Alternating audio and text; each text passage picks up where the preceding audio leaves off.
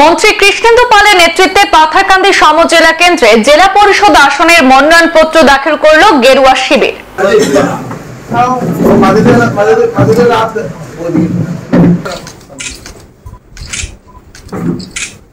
পঞ্চায়েত নির্বাচনে মনোনয়ন দাখিলের শেষ তথা অন্তিম দিনে পাথারকান্দি সমজেলা কার্যালয়ে রীতিমতো ঢাকঢোল পিটিয়ে কেন্দ্রের লোয়ারপোয়া এবং পাথারকান্দি ব্লকের অধীন রাধাপেরি জেলা পরিষদ, কানাইনগর ফাকুয়া জেলা পরিষদ, চাঁদখিরা ও লোয়ারপোয়া জেলা পরিষদ আসনের দলীয় মনোনীত 4 প্রার্থী যথাক্রমে বীণা রানী সিনহা, সুজামিনী দাস, অনিল কুমার ত্রিপাঠী এবং স্বপন দাস মন্ত্রী কৃষ্ণেন্দু পালের উপস্থিতিতে নিজ নিজ মনোনয়নপত্র নির্বাচন আধিকারিকের হাতে আজ তুলে দেন।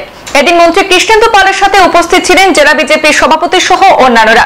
এ নিয়ে কথা বলতে গিয়ে রাজ্যের মীন পশুপালন ও পূর্ত দপ্তরের মন্ত্রী কৃষ্ণেন্দু পাল বলেন, আজকের দিনে আসামের রূপকার ডক্টর হিমন্ত বিশ্ব শর্মা নেতৃত্বে বরাক এবং ব্রহ্মপুত্র উপত্যকার প্রতিটি ক্ষেত্রে সমহারে উন্নয়ন হচ্ছে।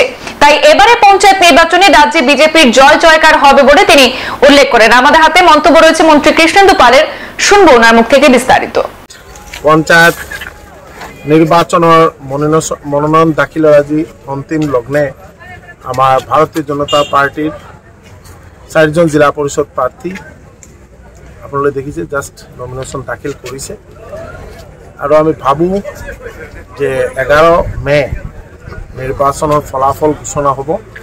আর আপনারা দেখি পাব যে পাথারকান্দি কনস্টিটুয়েন্সিত জয় জয়কার হব। ভারতীয় জনতা পার্টির প্রত্যেকজন প্রার্থী জয়লাভ হব, তাতে কোনো সন্দেহ নাই।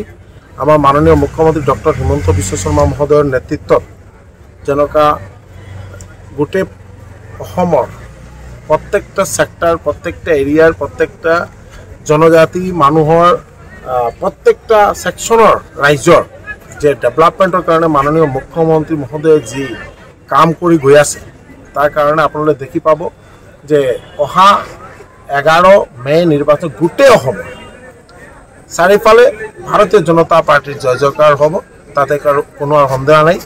আর বিশেষকৈ পাথারকান্দির ফলাফলটো এটা ভাল ফলাফল হবে, এটা আমি বিশ্বাস করি। সংবাদ এ পর্যন্তই, ফিরছি পরবর্তী অন্যান্য আপডেট নিয়ে, সাথে থাকুন। ধন্যবাদ।